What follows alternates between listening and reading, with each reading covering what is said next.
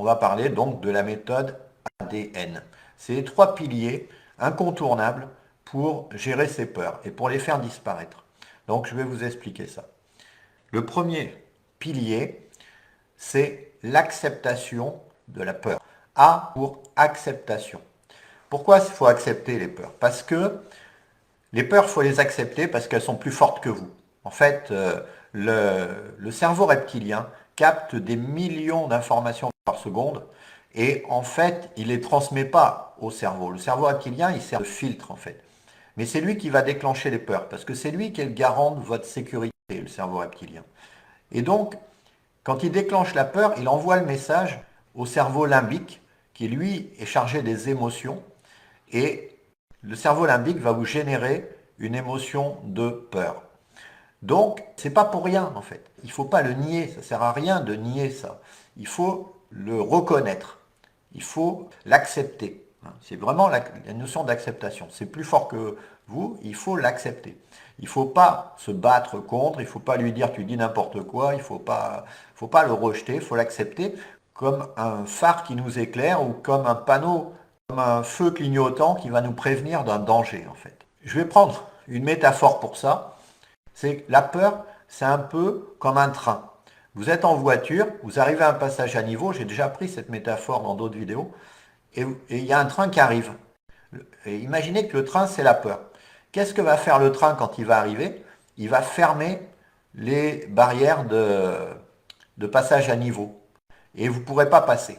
Et bien, c'est exactement ce que fait la peur, en fait. C'est-à-dire que la peur, elle coupe le moteur et vous ne pouvez plus rien faire. Vous ne pouvez plus réfléchir, vous êtes tétanisé. Et c'est normal. C'est que la peur, elle arrive, elle est puissante, elle est forte et elle baisse le passage à niveau. Donc, si vous, à toute force, vous voulez passer, ben vous allez au clash, vous allez à l'accident. Et vous n'avez pas à passer quand il y a un passage à niveau qui est fermé. C'est complètement ridicule. Eh bien, c'est exactement pareil avec la peur.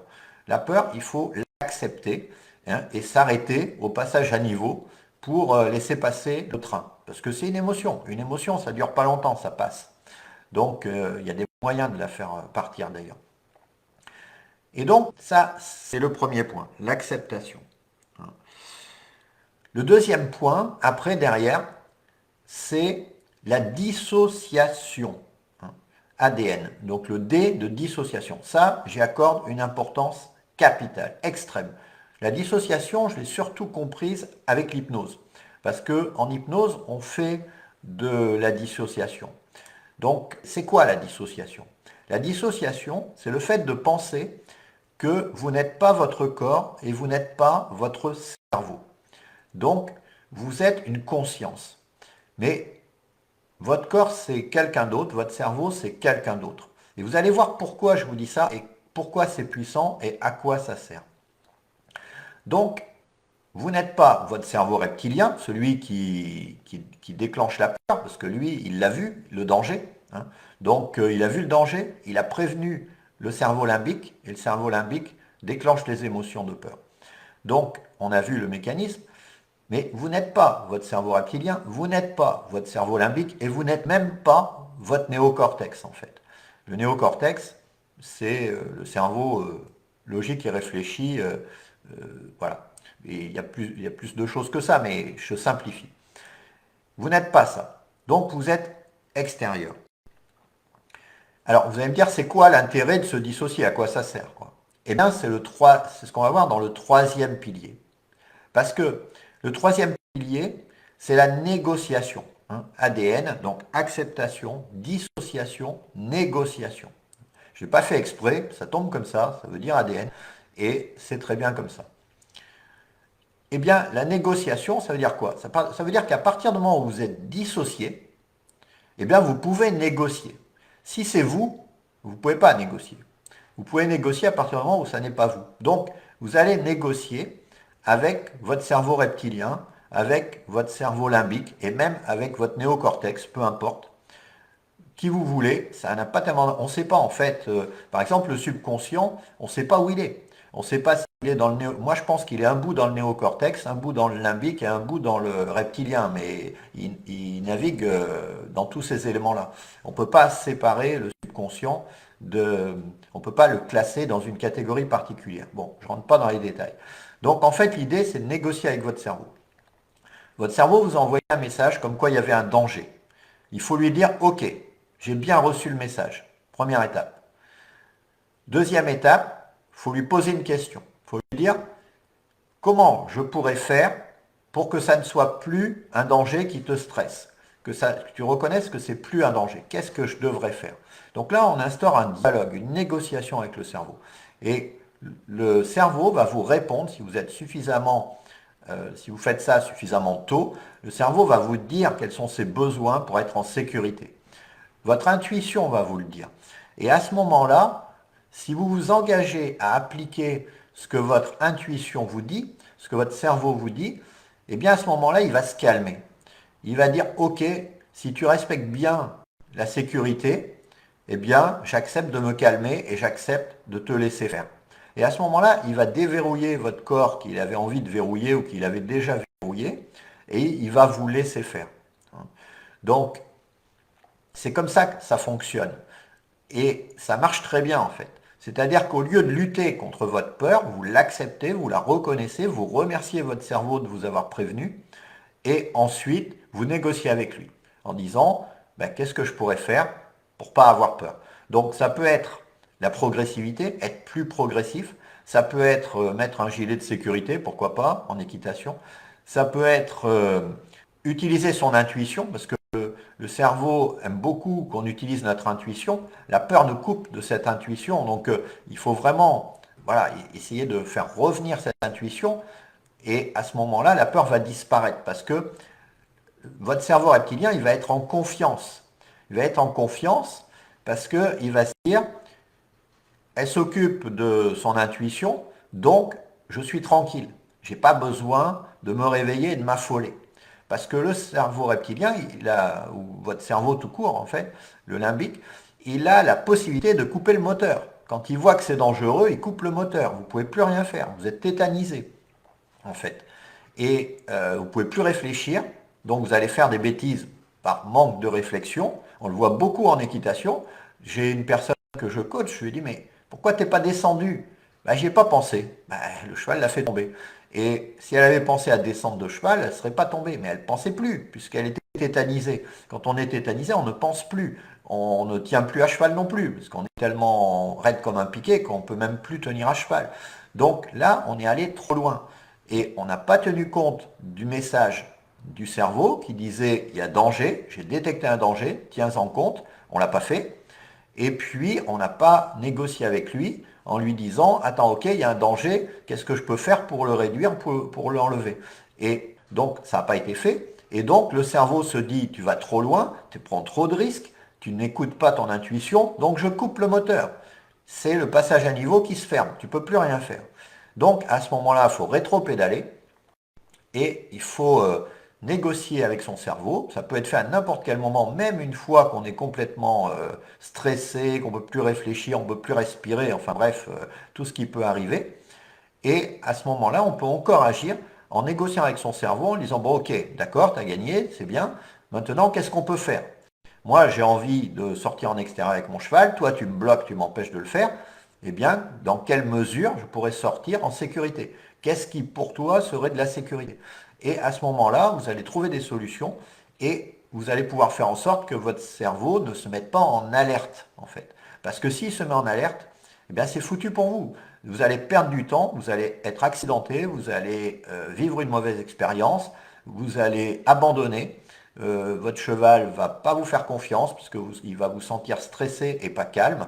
Donc, évidemment qu'il y a plein d'autres méthodes. Hein. Il y a la sophrologie, il y a la respiration, il y a Ho'oponopono, il y a plein de choses que vous pouvez utiliser. Mais la base, c'est quand même ça. Accepter, se dissocier et négocier. Et à partir de là, vous allez résoudre les problèmes les plus compliqués que vous pouvez avoir avec vos émotions, en fait. J'ai parlé de la peur ici, mais ça marche pour toutes les émotions, en fait, pas seulement la peur. À partir du moment où vous négociez, vous pouvez obtenir quelque chose. Une négociation gagnant-gagnant, avec vous-même, avec votre cerveau. Et c'est avec vous-même que ça se joue. C'est pas la peine de dire je suis nul ou de dire mon cerveau me laisse rien faire, il fait ce qu'il y a de mieux pour vous, en fait. Donc c'est à vous de vous mettre à son niveau, comme un petit enfant que vous éduquez, et de lui demander quels sont ses besoins. Dans la communication non violente, on parle beaucoup de besoins, respect des besoins. Ben, c'est exactement ça. Vous devez respecter vos besoins. Et à partir de là, vous n'aurez plus de problème. Parce que votre cerveau va prendre confiance en vous et il va vous laisser faire de plus en plus de choses. Progressivement, il va vous laisser, il va vous faire confiance. Et puis, le truc magique, c'est que si votre cerveau se met à vous faire confiance, eh bien, votre cheval, il va se mettre à vous faire confiance. Parce que, comme je l'ai expliqué dans d'autres vidéos, votre cheval, c'est votre miroir. Donc, il vous fera confiance aussi. Mais ça commence par votre cerveau doit d'abord vous faire confiance, ça commence toujours par nous-mêmes. Votre cerveau doit d'abord vous faire confiance pour que votre cheval puisse vous faire confiance. Ça ne marche pas à l'envers, rarement. Sauf si vraiment avec des maîtres d'école qui sont vraiment imperturbables, ils vont vous éduquer. Mais c'est assez rare, la plupart des chevaux, ils se calent sur vous. Donc, si vous n'êtes pas en mesure de gérer votre propre cerveau, vous ne pouvez pas gérer votre cheval. C'est pas possible. Voilà. Cette vidéo est sponsorisée par moi-même et voici le message qui me permet de vous l'offrir gratuitement. C'est un truc qui me tétanisait, quoi, hein. Quand je sais que je vais sauter le lendemain, 24 heures avant, j'ai mal au ventre, je suis inquiète, je fais qu'y penser, quoi. Ouais. C'est idiot, mais bon, ça me paralysait. Donc, je trouve ça aussi dommage d'être limité par cette peur, Ouais. pas forcément justifiée.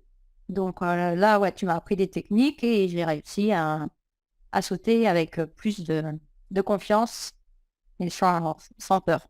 Ouais, dès la première tentative, en fait, en plus. Mm. Ouais, Ah ouais. Donc, tu vois, ça va s'améliorer avec le temps. ouais.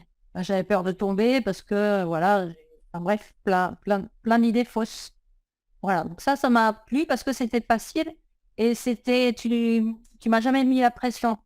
Ça aussi, j'ai aimé, j'ai fait à mon rythme.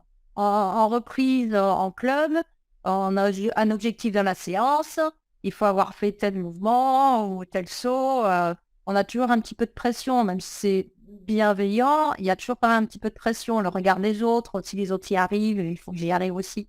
Tu peux témoigner pour les gens que c'est pas parce que je vois pas ton cheval, c'est parce que Ouais, je te vois pas monter, c'est pas parce que je suis pas avec toi que c'est pas possible de le faire, en fait. ouais, tout Tu à as fait. réussi quand même à le faire toute seule, Mm, comme une grande, sans mhm, être accompagnée, juste avec mm, les conseils que je t'ai mm. donnés le mardi soir, plus les vidéos, Yo. et tu as réussi toute seule à te prendre en main et à pouvoir être autonome et ne Mm, pas avoir besoin de quelqu'un avec toi. Il y a beaucoup de gens qui sont incapables de faire ce que tu fais, qui ne peuvent pas sortir tout seuls mm. et qui ne peuvent sortir qu'avec quelqu'un, en fait. Ouais, Donc, toi, tu as réussi non seulement à sortir, mais en plus en autonomie. ouais, Donc, et en sécurité, parce que c'est très important. tout à fait. Oui, Car oui. je suis pas là avec toi, donc il faut absolument que tu sois tout le temps dans des conditions de sécurité optimales. Mm. Très important. Maintenant, voilà, je sais reconnaître les signes, je sais ce qu'il faut faire. Donc, je suis plus confiante. Donc il y a Régine qui nous dit, je me reconnais dans son discours. Ah oui, Voilà. ça correspond à beaucoup de monde, oui, Mais effectivement. ouais. Et le cas typique des gens qui, qui, euh, qui croient que leur problème vient de la technique, Mm. alors qu'en fait, leur problème, il vient de la gestion de leur cheval et la gestion de leur mental. C'est Ouais. deux choses différentes, mais c'est ces deux paramètres-là qui sont négligés, en fait, la plupart du Mm. temps. Et en Mm. travaillant sur ces paramètres-là, eh bien, on n'a plus besoin de technique après. Mm. Ça remplace la technique. Mm. C'est l'objectif, en tout cas. Et la technique peut venir en supplément, mais c'est la cerise sur le gâteau. Ouais. Et donc, tu peux toujours venir le mardi dans les coachings collectifs. On a fait aussi des séances individuelles, donc ça apporte aussi. Merci beaucoup.